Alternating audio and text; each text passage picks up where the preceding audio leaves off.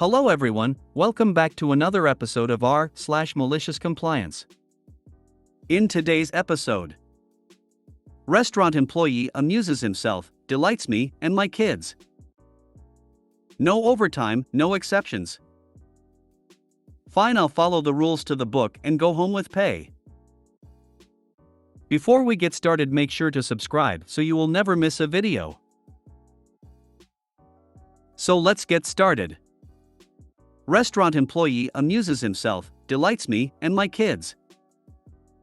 Yesterday I decided to take my kids to an international chain restaurant. In this restaurant, the kids' meal comes with ice cream. But you have to serve yourself. That was a problem because there weren't any bowls beside the ice cream machine. So I thought, I know what to do. I'll simply ask an employee for some bowls. And that's just what I did. So he turns to look at the vast array of bowls behind him, some sauce-sized, some entree salad-sized, and many in between. And we realize that neither of us knows what size the kids' ice cream is intended to be. So he thought, I know what to do. I'll simply ask a manager.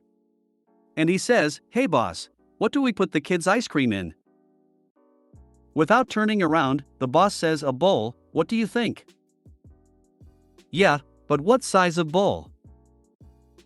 The boss, with his inimitable charm, tact, and grace, says, just give him a bowl.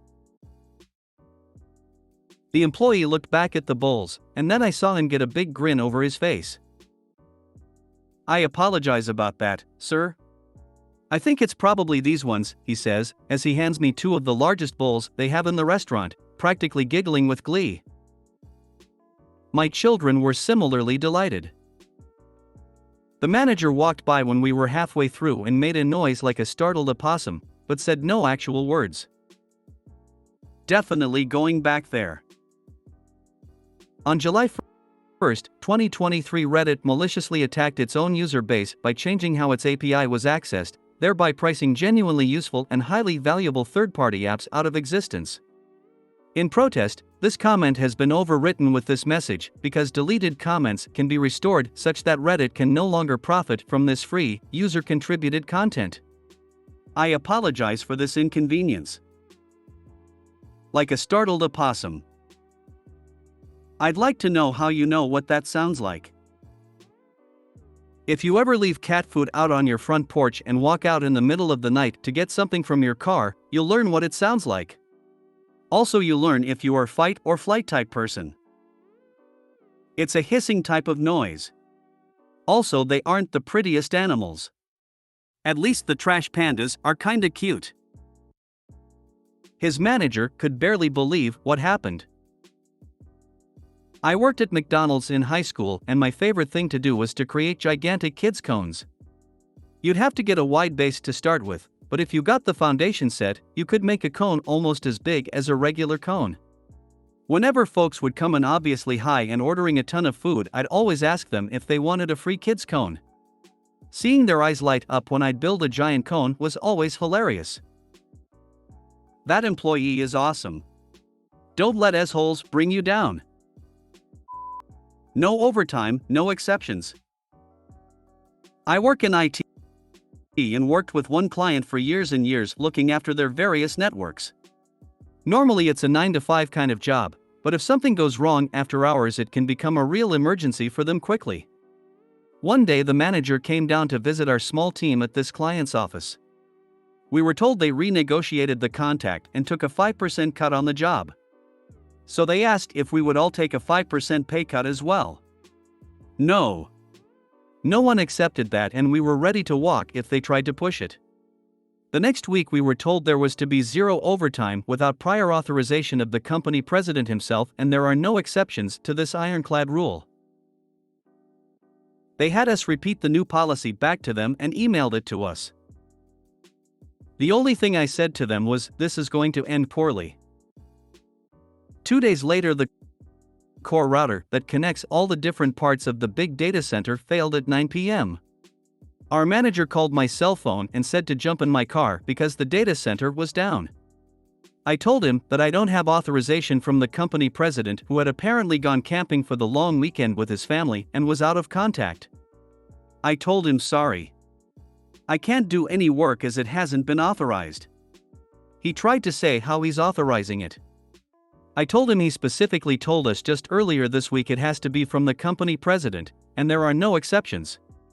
If he can get a hold of the president, then give me a call back. He was mad. The client was mad as they were told I refused to help. He left an angry voicemail for the president about me. They did get it fixed when the manager drove himself to the data center in the wee hours of the morning to pull the bad circuit board. The next business day, first thing in the morning, the manager, the client's CIO, and our company president were waiting for me to come in and told me to come into the meeting room. It went as expected, with raised voices, accusations, and many final warnings, until I pulled out the email and gave it to the client's CIO to read.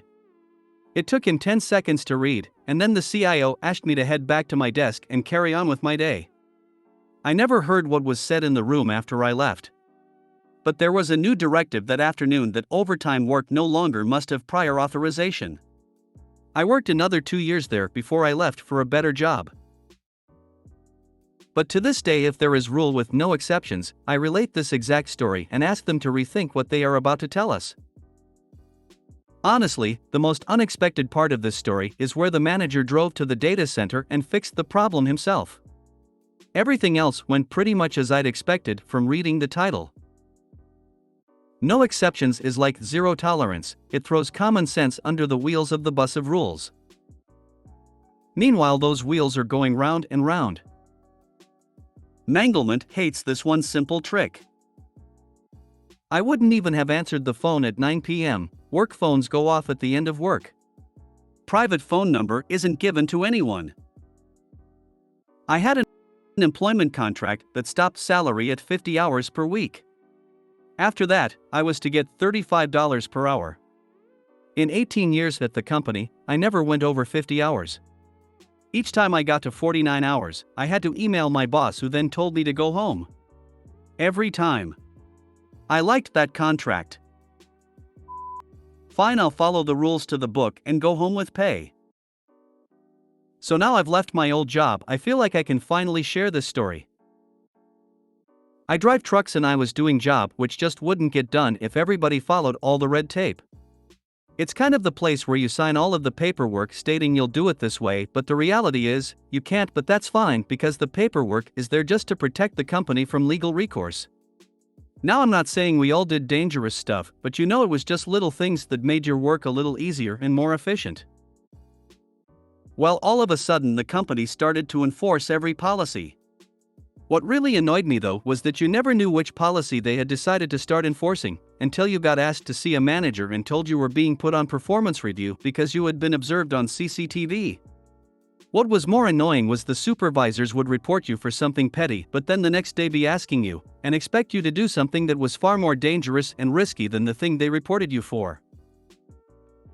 Things like, you'd be reported and put on performance review for leaving your keys in the truck for a few minutes on Tuesday, but then on Thursday you'd be expected to use a tail lift in a public area with people walking under the lift with a 1-ton pallet on it. This despite the fact the company policy states that tail lifts should only be used outside of store opening hours. So I started to follow the rules explicitly. My daily hours went from being around 10 to around 12 or 13, but my ultimate F***KU came when they decided all PPE had to be signed out by upper management. Before this change, they had a cupboard full of stuff like gloves, high-vis jackets, and most importantly for this story, steel-toe cap boots. If you needed something, you just asked a supervisor and you'd have a new pair of boots within a few minutes. Well, on a Friday, I noticed my boots had broken and the sole was separating from the boot.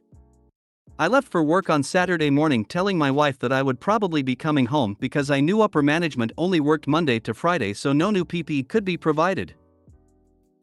Sure enough, after showing the supervisors and manager on duty my boots, they couldn't get me any. They spent about an hour trying to find me some, but eventually told me I would have to go home without pay. I told them that I've turned up to work and that I'm willing to work, but it's the company's responsibility to provide their staff with PPE and that it isn't my fault if they can't provide any. After a while of refusing to back down, the manager went to go call someone in the legal department. He returned saying I would be sent home for the weekend with full pay and some new boots would be provided to me on Monday. What's more, one of the supervisors told me that I should tape the boot up with tape and that if I didn't he'd report me to upper management. I also put in a grievance about this conversation and said supervisor was suspended from duties involving other members of staff.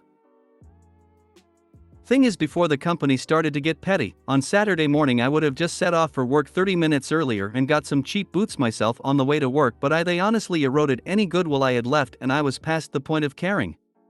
I had a nice weekend though. As someone who researches and provides support to safety-critical systems, I'm all about enforcing safety protocols.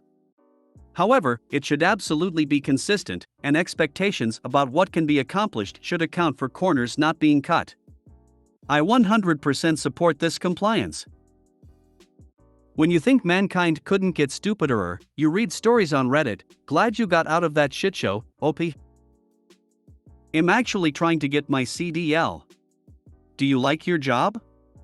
My class starts in September and I wanted to do regional flatbed. I only plan on trucking for 5 to 8 years so I can save a bunch.